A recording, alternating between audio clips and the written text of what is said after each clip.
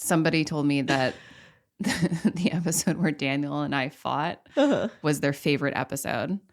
And I was like, why? It's a very special kind of voyeurism. Well, they were like, no, it was just really nice to hear a couple like fight and then resolve kind of in real time. Yeah. And fight graciously. Yeah. And if they had like listened through to the post-credit sequence, they could have heard the makeup sex too. no.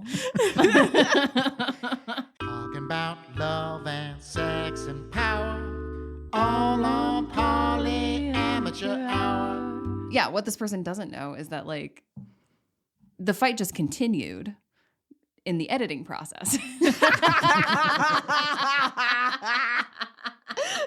Where we got to fight graciously again. And then Daniel like literally like held my hand and was like, let's edit this together. And I was like, no, you just take it. Like you just edit it and just make me sound like a bitch because I'm just a bitch. Oh, man. Although I didn't really do it skillfully because part of my co-editing process was like, look, I took this out to make you seem like less of a bitch. Wow. Wow. Yeah. That's true. The truth is, whatever people read into it is just their own projections of their history. So I guess like we are changing lives. Like, we're really getting people to think and like take accountability in this podcast. Everybody except for us. Yeah. Welcome to Poly Amateur Hour. I'm Nichole. I'm Laurel. Did you just shit out your phone? Sorry. Well, they found out the safest and most sanitary place to keep your phone now is between your cheeks. I really don't like this. I keep it between my partner's cheeks. Is that? Yes. Who are you? Who even am I? I'm Daniel, and I am polyamorous. You love to make allusions to 12-step program. Yeah, why are you so You obsessed? love it so Why are you so much. obsessed with it, man? I think I have a problem. I think you have a problem too. I think it's that you're I think it's because it's something that Nichole gets all to herself and you just keep trying to butt into it. I know that it has changed my life and it's a super secret club and like I'm just like really cool. But it is something that I do by myself. Yeah. Yeah. Hold on, Nina's calling me and I'm going to take it because I'm ruining everybody's day today. Hello. Yeah, it sucks. I'm trying not to cry about it. In the back of my head, I'm like, I'll feel better in an hour. I'll be fine, but I don't think I'm going to be. Like, obviously, you step in for me before, so. The problem is you can do it better and faster than me. That's what's going to throw everybody off. Love you, bye.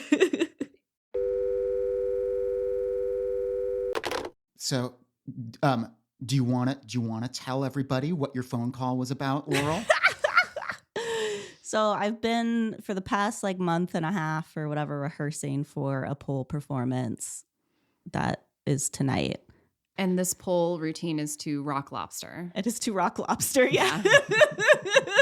in which I play the part of the lobster.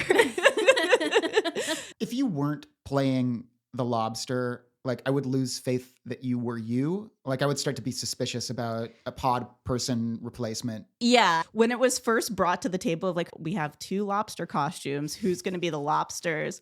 I was like the first one that was like, me. But yeah, I didn't want to like suck the air out of the room. So I was like trying to be polite, but everybody was like, yes, Laurel, you are clearly one of the lobsters. I just imagine, the discussion. So who wants to be a lobster? And then everybody just cranes their necks slowly towards Laurel. So that was the plan. It's a group performance. And yesterday in rehearsal, there was a popping noise in my knee. It was a really gross noise. I'm like performing with 5 other people. They're special treasures, like lowered me from the pole and basically like carried me to a crash mat and like immediately just elevated my leg. They like folded up yoga mats under me. Because they heard it? Yes. Oh my God. Oh my God. Yeah. My knee at the time did not even hurt really. Yeah. It just screamed. It just screamed. And so, yeah, so it started to hurt a lot more last night and hurt a lot this morning. And I can't really walk very well. Plan B, if I'm completely out of the performance. And the best thing to do for everybody is for my instructor, Nina, to be me. As the lobster. As the lobster, yeah. So she's coming through Yeah. in a pinch. Yeah. Yeah. But I think that means that I get to be the instructor then, which means nothing in this case, because all I have to do is just cheer and be supportive and be like, I'm so proud of you guys. I thought you could be like a kind of a dominatrix style instructor, just stand out there with a whip to herd the pole dancers. I was noticing, I think in like group situations, I can get really impatient, but like everyone will be talking at once, not focusing on the thing. And I really just want to like yell at everybody and like get everyone in line. So yes, I would like to be a herding dog in your next life? Yeah. I feel like that's the way that ADHD people are in general. We're fine with disordered thinking except in others. Yeah. It's very, very problematic. Well, I'm here to support you this week. Thank you. Volunteering Nichole to help support you this week. Yeah, what if I was like, I'm not here to support. I'm actually really busy. Actually, and you start booking a flight. I even promise as I take care of you that I'm going to try and like not enjoy it in any kind of codependent way. Good luck. When is your guys' therapy appointment? I had to catch myself this morning. I was like, do you need me to stand in the shower with you so that you can hold on to me?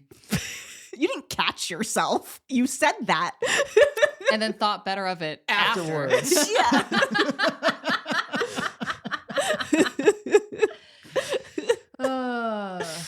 Well, I guess speaking of, what's our first segment? You can't pivot to a pivot halfway through the pivot.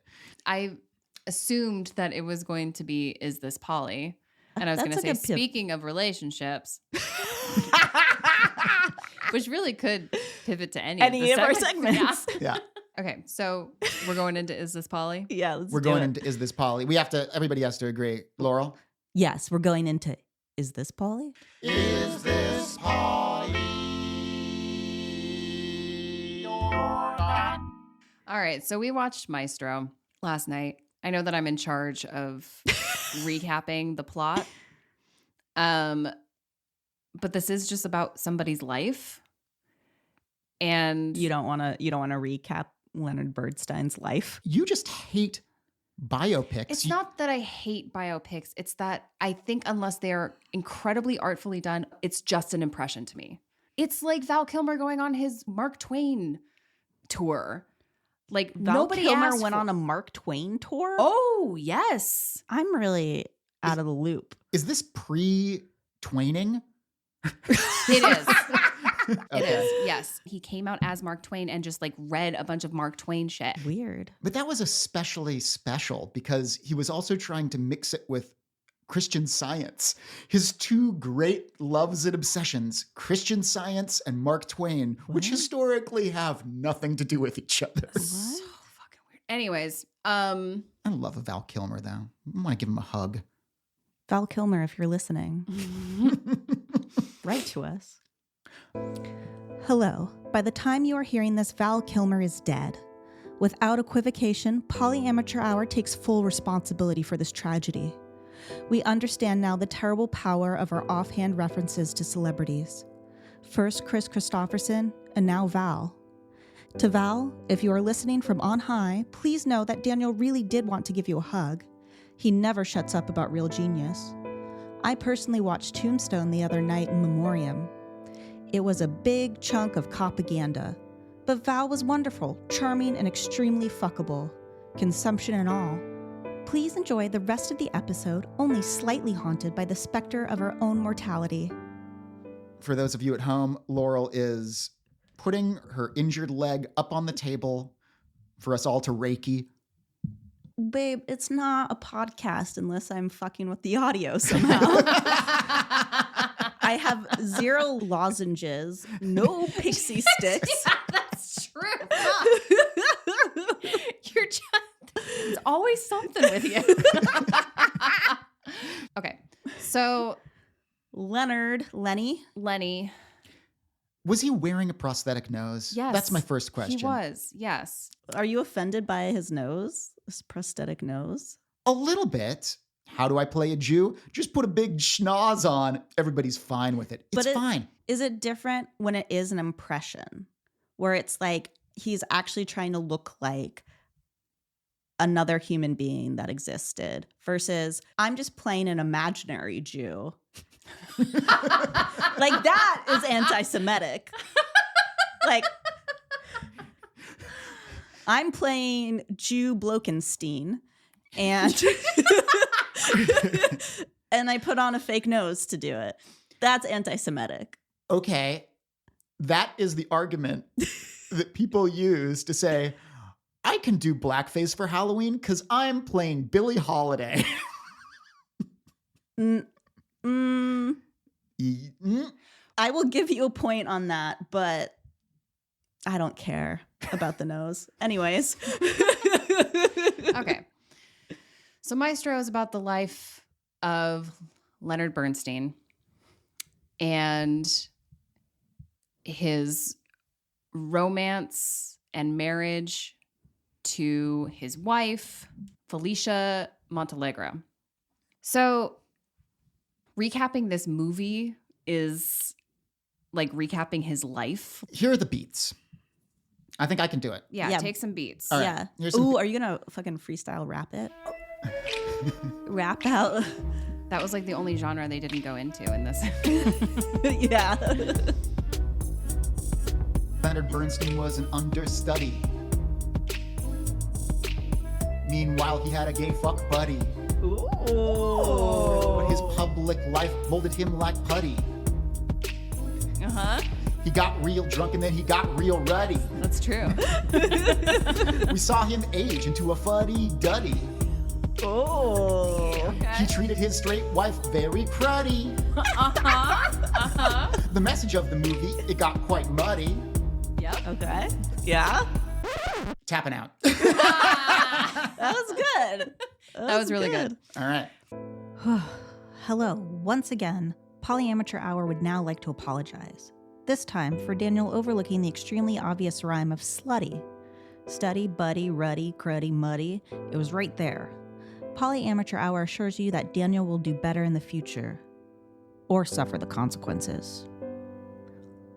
Or suffer the consequences. So, big beats. It starts with his being an understudy for the New York Philharmonic and becoming kind of famous overnight. And at that point, he is pretty much living as a gay man. He has a boyfriend who he says that he loves all the time. He meets a woman whose name only Nichole will remember. Felicia Montalegre. Yes. Every time I want to say the name of Felicia Montalegre. I'll just point to Nichole to recall. Felicia Montalegre. So he meets this woman at a party, and they really fall in love. So I had no choice but to become a composite of adopted speech, manner, outlook on life, composite which enables me to be many things at once. And that's why we, you and I, are able to endure and survive, because the world wants us to be only one thing, and I find that deplorable. I find you very attractive, Felicia. They get married. They enter into the marriage and the relationship with a really explicit discussion that they are going to live a free and open life, and an acknowledgement that she knows that he is queer and she is going to accept it. Oh, life is not that serious. Honest, it isn't. What age are we living in? One can be as free as one likes without guilt or confession. Please, what's the harm? I know exactly who you are. Let's give it a whirl. And then we see him become famous. We see him giving interviews while he's in the process of writing West Side Story. We see, some amazing performances. I think for the first part of their relationship, maybe he wasn't seeing other people. And then he jumps forward in time and they've got kids and he goes and hangs out with his old boyfriend and goes home and is like, Summer sang in me a little while, and sings in me no more. and she says, If summer doesn't sing in you, then nothing sings in you. And if nothing sings in you, then you can't make music. so go out there and start fucking some boys. It's implied. Did you guys get that from this conversation? Here's the thing is I was getting messages all through this movie, but I wasn't sure if I was receiving the right message. Me too. And then eventually we turned the subtitles on. Yeah, apparently we're not the only ones who had difficulties understanding what they were saying. Oh, that's good. Like that's one of the main complaints about the movie is that you can't actually hear Bradley Cooper because he's mumbling the whole time. Oh, I feel less bad about myself now. I'm here to make you feel less bad about yourself. Thank you. Of course. Thank you. Aw. There were several fraught conversations about Lenny's extramarital relationships. And at the same time, there was an overlying conversation about accepting your sexuality and being discreet. I couldn't grasp whether Felicia was saying I need you to be authentic to yourself, but also keep it secret from Yeah. everybody. Here's the thing. Here's the Here's the thing. Yeah. I feel like that conversation that they had about him having more relationships outside of the marriage being so abstract to the point where it takes the form of them discussing a poem Mm-hmm. is representative of the way that they talk about relationships throughout the movie. Yes. Yes. And that's why we were really unclear about exactly what was going on, is because they talk about it in poetic, abstract terms whenever they talk about it. But they talk about it a lot. Okay. So one of the reasons I didn't want to review this movie for Is This Polly is because it's about actual people. And we can't tell from a movie, a, representation of their actual life, whether or not that relationship was poly. Yeah. But we can do a little bit of research. And I did do a little bit of research. Oh, good. When? One of us did. When? Before I even watched the movie, I was like, Oh. Leonard Bernstein was poly? And yes, he had long-term committed relationships outside of his marriage. And knowing that this was more or less a polyamorous relationship and seeing the way the movie treated it gave me an interesting awareness of the tension between are the people poly and is the movie poly? Because, okay, maybe he's got this completely polyamorous relationship, and yet the movie was just overwhelmingly focused on the legally prescribed heterosexual marriage that he had. The movie's interest, its focus is Yeah. not poly. The Yeah. movie's focus is monogamous. I mean, it has to do that to create tension and drama, right? I don't think in the course of the movie, they don't describe the other relationships at all. In several places, they describe Leonard Bernstein's other relationships as affairs. I just don't know that they had the terminology. I'm just saying that they leaned more toward his having affairs rather than having relationships. Felicia was sad because she was the put upon wife. Yep. And he was doing coke and banging dudes and writing musicals. So, Sounds like a life, doesn't it? and lying to their family. Yeah. Because his daughter is are the rumors I'm hearing about you true? And he says they're not true. At the urging and threatening of his Yeah. wife. Well, at least she's old enough, don't you think? Well, I don't care how old she is. I ask that you be discreet. Well, I think she's coming at an age where she deserves to know what it is. Darling, she didn't ask for any of this. It was my decision. Well, no, it's our decision. Such as yours. Don't you dare tell her the truth. Speaking back to the point of like the very beginning when they're like talking about getting married and Felicia, says we can be absolutely free. And that's sort of like the naivete. Because like I can say like, yes, I'm okay with you sleeping with other people and you're okay with me sleeping with other people. But there is no freedom if you have to keep it a secret. Yeah. Yep. Daniel and I were talking about this a little bit last night. One, because I was very confused about what was happening during most of the film. But I was like when he, at that party that they're hosting, when he goes and makes out with Tony in the hallway, she seems upset about it. And Daniel said like, oh, she's not upset about the other relationships.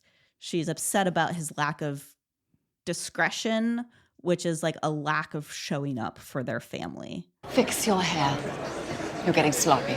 The sloppy polys. Let's call them the sloppy polys. Yeah. Yeah. Just because it's not a completely stable or healthy poly relationship doesn't mean it's not a poly relationship. Yeah. And I think, honestly, general audiences who don't have our perspective would see that scene that way. Yes. Yeah. So I think it's difficult to talk about the polyness of the movie without talking about like its central theme, which I'm just going to state because I am correct. The connection between artistic expression and love and sex. Well, I have one or two saving factors, John. One is that I love people, and I love music. I love music so much, it keeps me glued to life, even when I'm most depressed. And the other is that I love people so much that it's hard for me to be alone. Yes. You are the only person I've ever met who leaves the bathroom door open for fear of being alone. Either one believes in the divine element in us, or one doesn't. And as long as I believe it, which I assume is why I love people so much, then I have to believe that in some remote corner of my soul there is a way out. Do you know what I mean? Like Yeah, I like do. Yeah. He was Yes. almost voicing a kind of poly philosophy, but it was so abstract that you couldn't really nail it down, which is probably the way that he spoke in his actual life, because a lot of that is in these interviews that they are recreating. So it's probably recorded speech from him that they are going back to. Yeah. I wish that I wanted to watch that movie again. I don't really. But I feel like it would make more sense to me on a second go around. Yeah. We should probably describe like the last half hour of the movie. Oh, the cancer? His wife gets sick and everyone's really sad. And it's really, it is a devastating performance by Carey Mulligan. Yeah. Devastating. Yeah. It reminded me of the ways, specifically Laurel, that you've spoken about the actual role of monogamy and when it makes sense in people's lives are when there are these caretaking situations, the relationship of necessity, like end of life necessity. Or at least hierarchical Yeah. polyamory. Hierarchical polyamory. I guess what I'm saying is overall, the movie was most interested in making that the centerpiece of its story. Yeah. Yeah. It begins and ends with Leonard Bernstein talking about his wife. Like it's about their relationship. Yeah. So maybe now we can ask. Is this poly? I feel like as we talk about it more and I realize what was happening at certain parts a little more, I'm like, okay, yeah, I can see it. Maybe whatever was going on in Leonard Bernstein's actual life could be described as polyamory. But yeah, there is no depictions of Felicia or Leonard's other relationships that go beyond a kind of tawdry affair depiction. Mm-hmm. And so in that sense, no, in the sense that there is a lot in this movie that is said but not seen, or seen but not said, maybe. Yeah, I'm going to have to do a 2-phase is this poly on this and say the relationships, even what we saw of them in the film, absolutely poly. I believe that his relationship was as poly as you could have in that day and age. And as much of a public figure as he was. Exactly. However, I don't think that the movie itself is poly because of its preoccupation with the centrality of this one relationship and the way that the movie treats these other relationships. Yeah.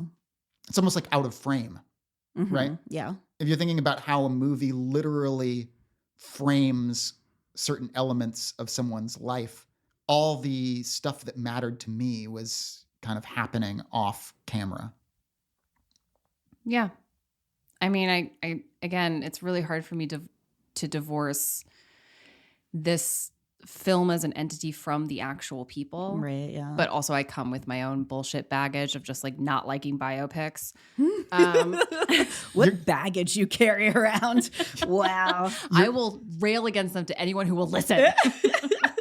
She's in therapy for it, everybody. She's working on it.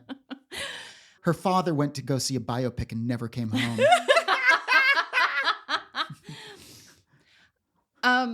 So I gotta say no, because it again, it had many poly themes, but it did feel like any kind of exploration into polyamory or equanimity in this relationship was subsumed by, isn't it crazy to see him doing coke and, you know, like wanting to fuck a dude? Yeah, yeah. Heard it here first, folks. It is not poly and poly. And hard to understand what people are saying. You got to put on the subtitles. Yeah, put on the subtitles. Do yourself a favor. I mean, at the end of the day, I think my verdict about this movie is now stop. Darling.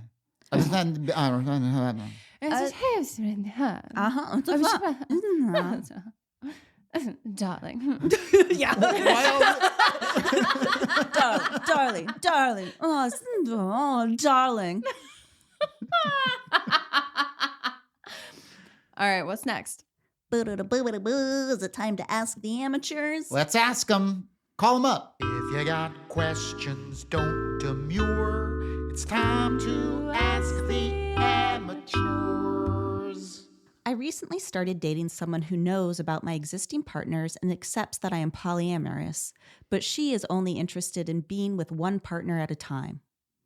I already have a house, a pet, and shared plans for the future with my current partners, so I have been clear with her that things like living together, marriage, and sharing finances are off the table for our relationship. She eventually wants a relationship with all of those things, but is unlikely to look for someone to, quote unquote, settle down with while we are together. Should I continue dating her, knowing that we will have to break it off eventually? Or break it off now, knowing that in the long term, we are incompatible?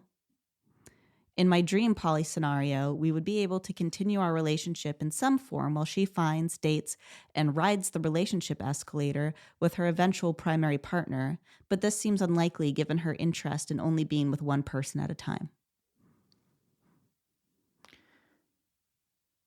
I don't know that we've ever gotten a question of like, should I continue to see this person? I think that ends up being the advice sometimes. It's like, yeah, break up. But like we're going to put the entire responsibility of this relationship on Nichole specifically. Ooh, Nichole, yes or no? why me specifically? Because I know that it's going to make you the most uncomfortable. Rude. What? Because I feel like me or Laurel will just like roll a 20-sided dice and then We're okay with holding that kind of pretend power. all right. Do you know what my answer is going to be already? I don't know. Maybe. I thought I did, but now I don't know that I do. Is it our standard? Don't worry about it. Yeah.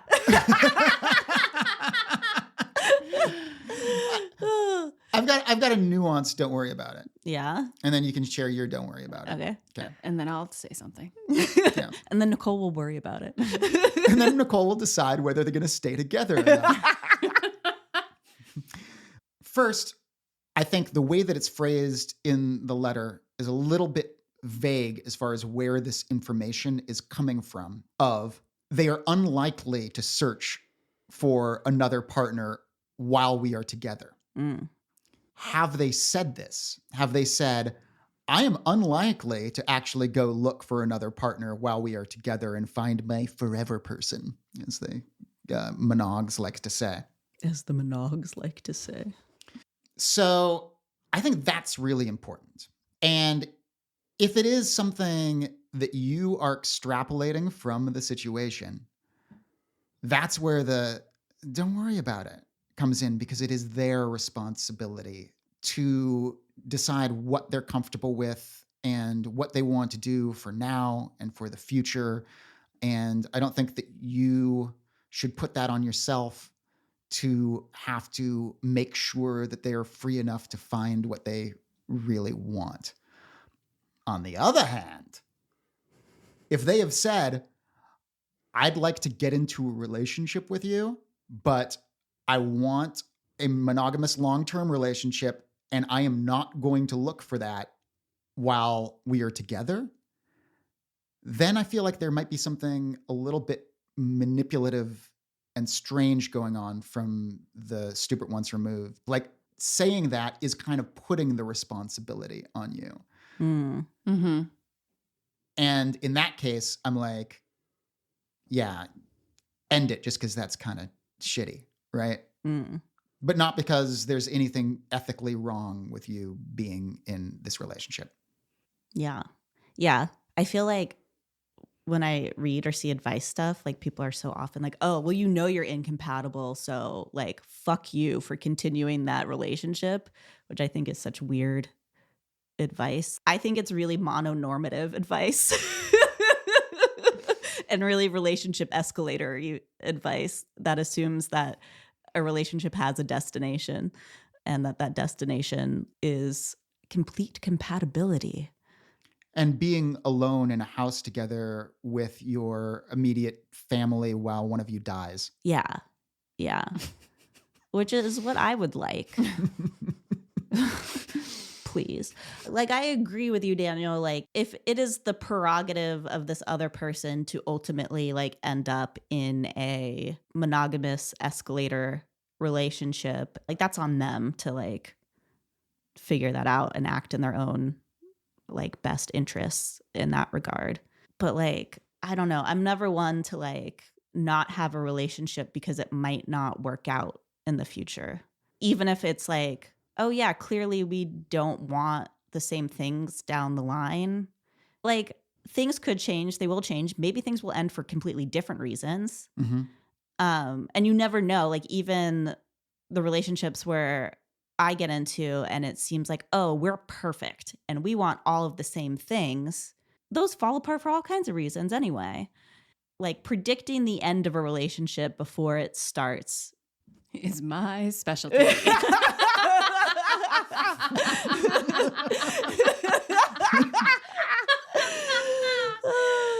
Because I'm hearing what y'all are saying. But Not a but, more of an and. I don't know that the question is, should I break up with this person? I think the question should be, am I asking the right questions of myself in this relationship? Am I taking stock of myself? Am I taking stock of this other person? Am I really looking at this from a perspective that is actually real with facts? mm-hmm. Right? Because there is a little future tripping happening. And there might be some assumptions that are made as far as like, this person isn't going to look for another relationship while we're together. Yeah. We also don't know. I guess we do know that this person is monogamous and only wants to be with one person, isn't interested in polyamory at all. So I think this relationship is currently what they would call a monopoly relationship. Uh-huh. Yeah. Yeah. Where one side considers themselves monogamous and the other polyamorous and Right. seems consensual. I would have to ask myself, like, in the now, if I feel okay with that. Mhm. not necessarily because of things that are going to happen in the future, but things that are happening right now. Do I feel good about dating somebody who doesn't want to date anybody else but knows actively that I'm dating other people? Mhm. I think compatibility is an important thing to consider when it comes to relationship styles. There's so many questions here in this one question. Like folded up in the yes or no, should I stay with this person or not, are a lot of implied questions, I think.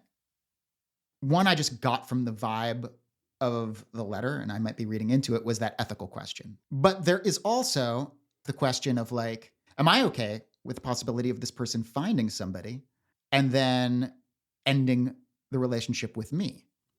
Mhm. Another question that this question brings up, what is the relationship, right? Is it just fun? Because those relationships are also valid. Mhm. Like, if it's not running on the escalator and this person knows that you're not available for the escalator, like that seems like also a valid kind of relationship to have and doesn't necessarily imply any kind of misalignment. It's just like, yeah, I'm not really into dating other people. I'm really dating like monogamously, or sleeping with one person at a time. And you're that person right now. Yeah. And you shouldn't over analyze the question of whether or not they really just want you to come around and be monogamous someday, unless they are regularly saying things like, I'm just going to be fine over here. I'll just stay all to myself. And while unless they're, kind of acting like, Felicia Montalegro. mhm. Yeah, I feel like, that's the point at which I wouldn't want to be in that relationship anymore. Mhm. If they were making me responsible for their monogamy or polyamory and their ability to like find like a life partner outside of our relationship, then I would be uncomfortable with the relationship Mhm. and Mhm. end it. Also, I keep tucking my shirt into my underboob. I thought you were just playing with your tits. Oh no, I Just just talking about relationships just really turns you Yeah, on. just You're get- like, remember when I got monogamy zoned? Ah, yeah. I think we answered the question. Yeah. don't worry about it. Don't- Unless they're being weird and pouty about it. Don't worry about it unless you're worrying about it. Don't worry about it unless they're worrying about it. Don't worry about it unless Stubert, once removed, is in distress about it and communicating this to you in ways that make me uncomfortable. That make you uncomfortable. Specifically. Yeah. Ta-da! Shall we move along home? Oh, yes. What are we doing? Unicorn Hunter Hunters. Yay! Yay.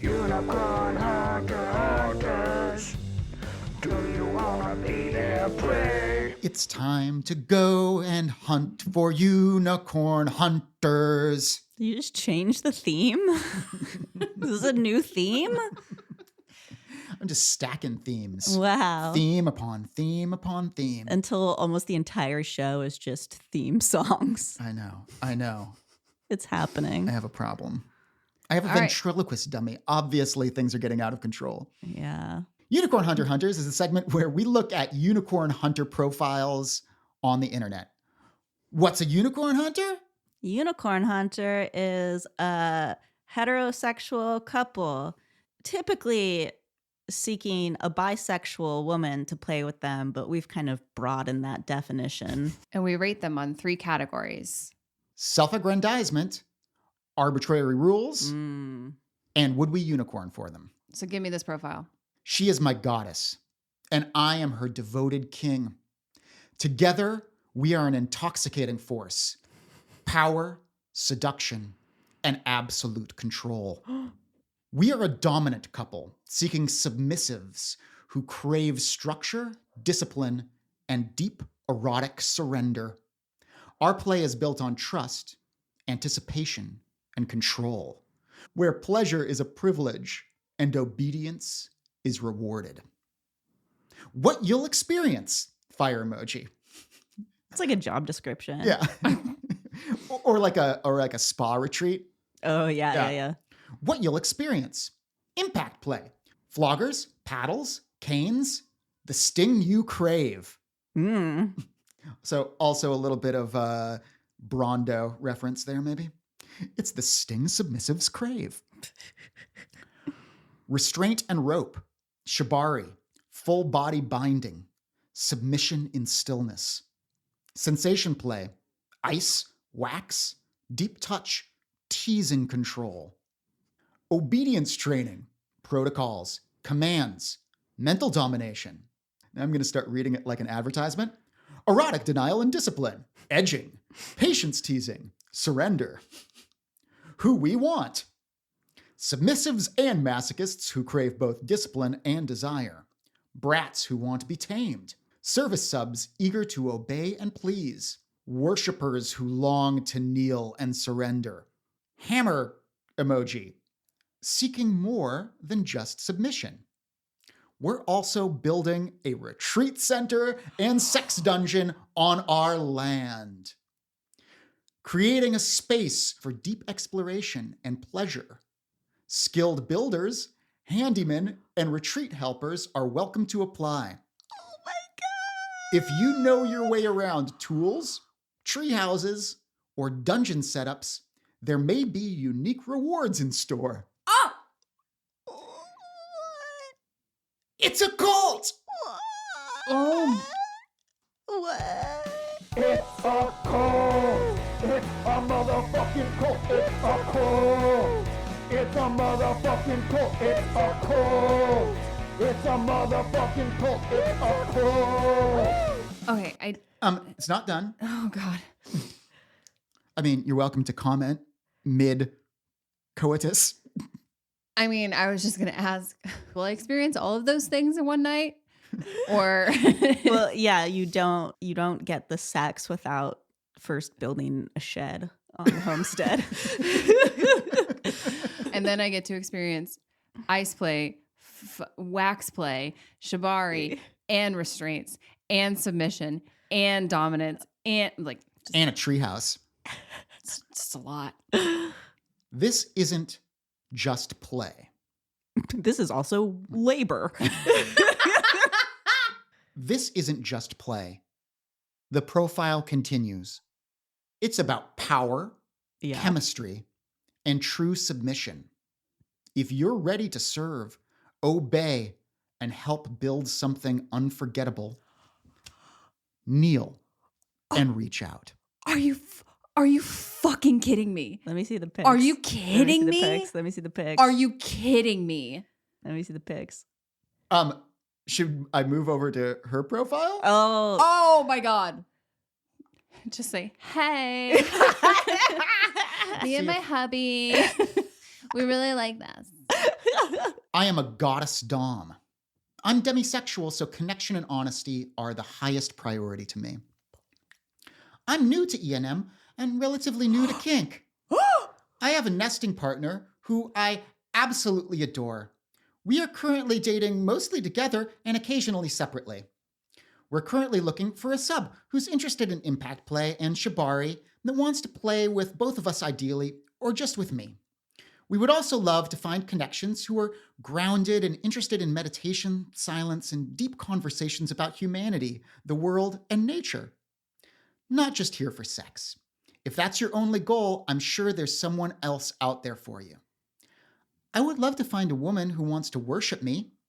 A unicorn emoji would be perfect. Heart emoji. I'm new to experiences with women, and I'm very interested in exploring more. I would also love to find a sub who's committed to only me while I date other people. I am an exhibitionist and have a praise kink. I love to be worshipped. If you get to know me, I'll tell you how many times I can come. Guess how many jelly beans are in the jar? That's me, and that's not her saying it. I can be wild when I'm cooming endlessly, and have been known to bite, devil emoji. For the men, I am a size queen and prefer a minimum of 8 inches. Also open to making OnlyFans content. I'm down to earth and very honest. Heart emoji. looking for like-minded people. I'm getting whiplash. Looking for like-minded people. I am introverted and neurodivergent. I love exploring nature and spending time outside the city. 420 friendly. What? Okay. What just happened? Oh no. Oh no.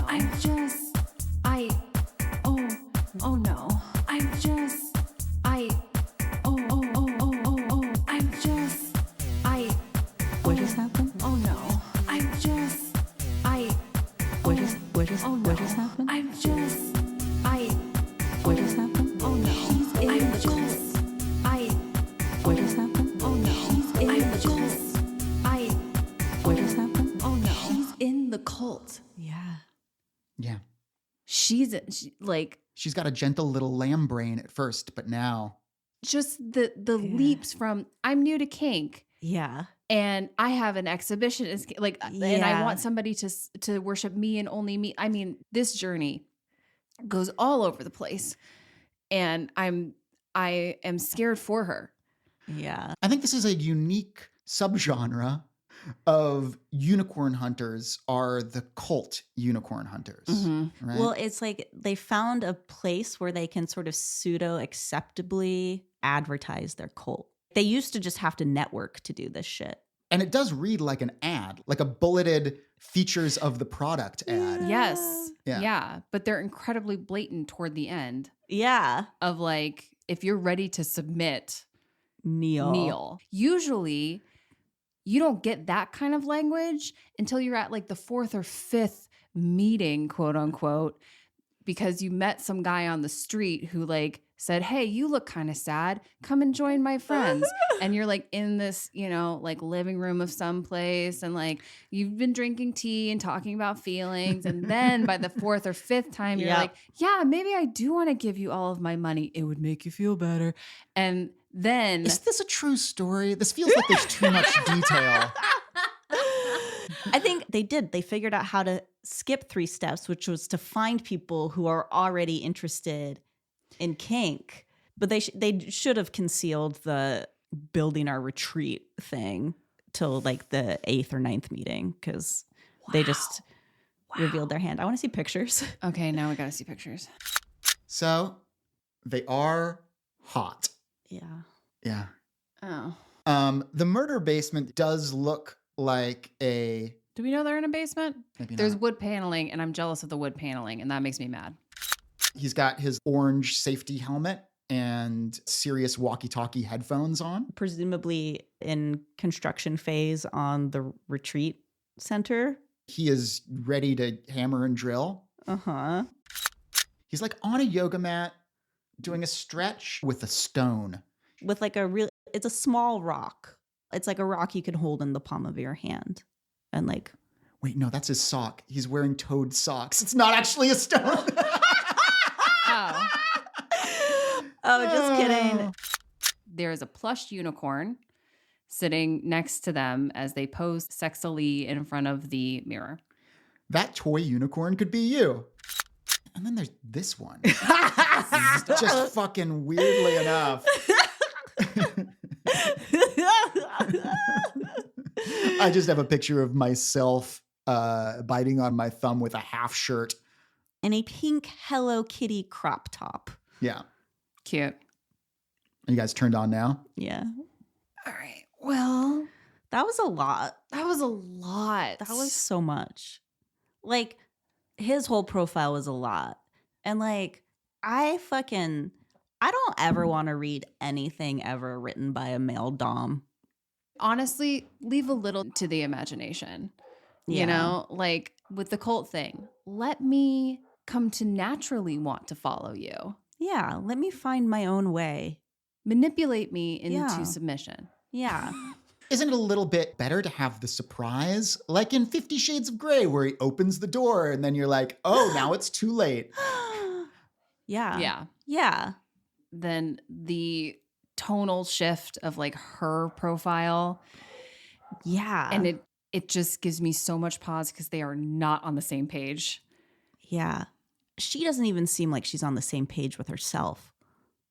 Exactly. Yeah. Yes. Like, were there sections of her profile that were written by him? Or influenced by him. I don't know.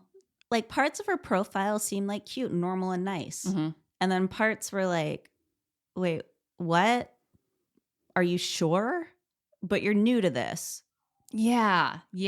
That's I think I don't like aggressively sexual profiles. Mm-hmm. yeah. I especially don't like aggressively dom profiles. Yes. And maybe that's just a personal thing, and there are people out there that are really into that. But I immediately don't trust those people. Yes. And the way that the profile is structured is like, oh, no, it's not just submission. It's more than submission. No, it's more than submission. It is a submission to the degree of submission that you have never seen before. Buy a boy a drink first. Like, what is going on? Yeah. Like, it's weird to try and sell complete spiritual and physical submission to someone you don't know. It's asking the profile to do a lot of work. Yes. Work that it's just simply not capable of doing. And makes me think like, I don't know, you can write all you want, but like it seems a little doth protest too much. Mm-hmm. Like I don't believe that you know how to do all the things that you list. The 29 activities that we would do in one night. Yeah. Do they not know that FetLife exists? That's exactly what I was thinking. Yeah. It's Yeah. exclusively kink almost. Except for, you know, the whole Except for the cult part. the cult and labor part, yeah. Which is the best part. Like when I'm looking at these profiles, as I do, because all the unicorn hunting labor is put onto me. True.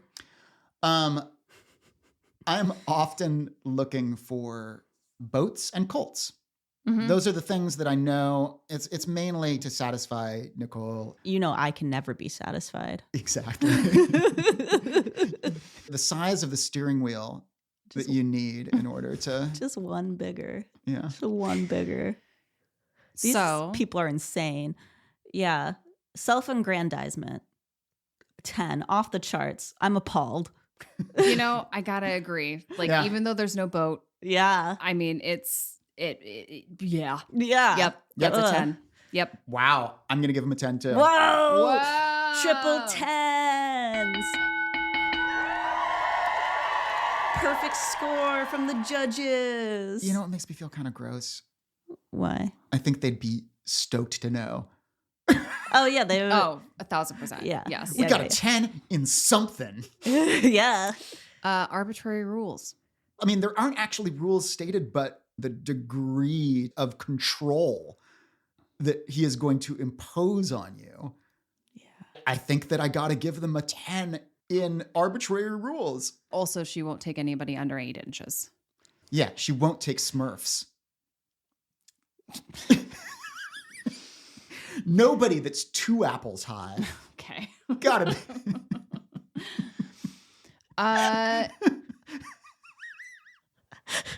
So dumb. So dumb.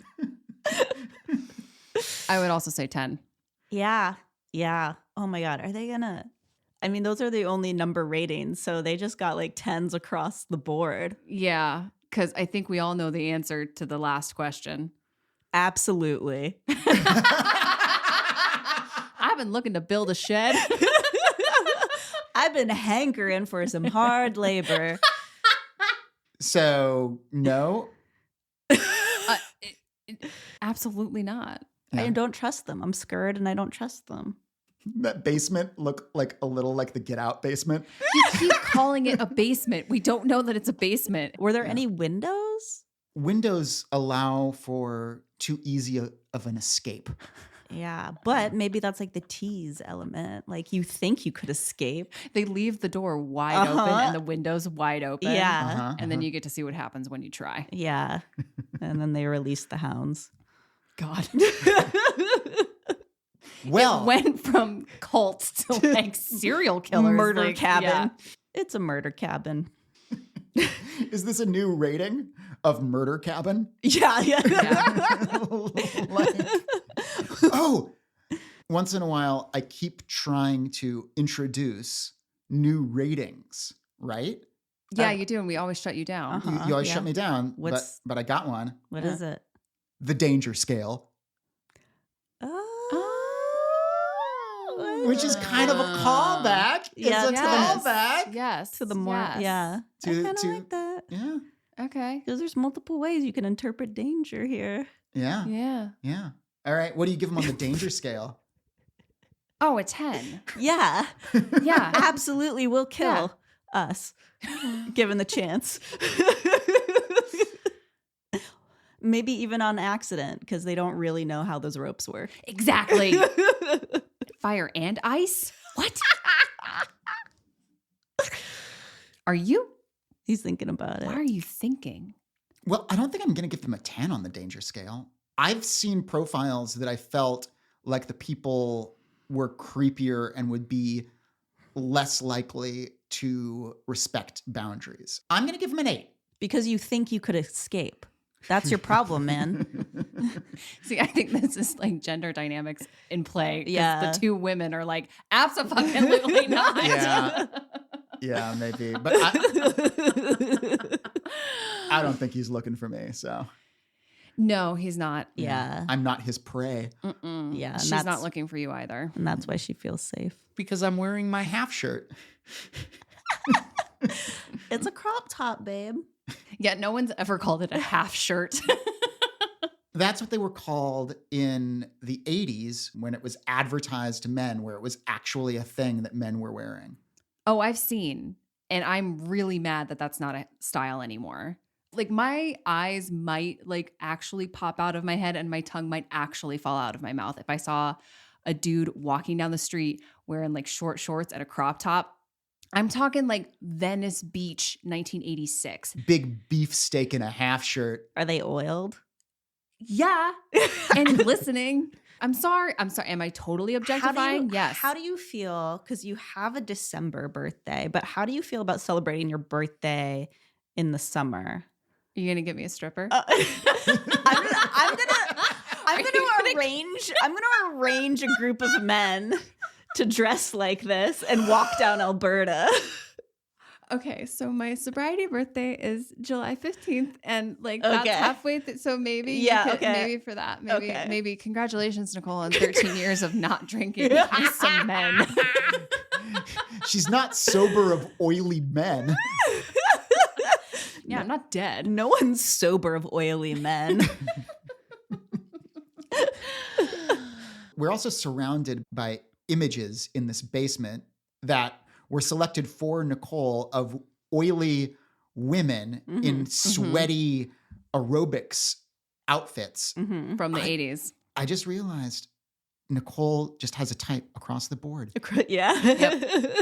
It's Venice Beach. Yeah. She Yeah. wants to bang the beach. Bang the beach. All Yeah. right. July 15th, 2025. Bang the beach.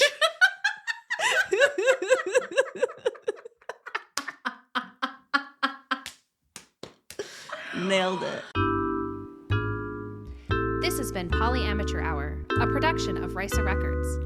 If you have a question for Ask the Amateurs or a recommendation for Is This Poly, please email us at polyamateurhour@gmail.com.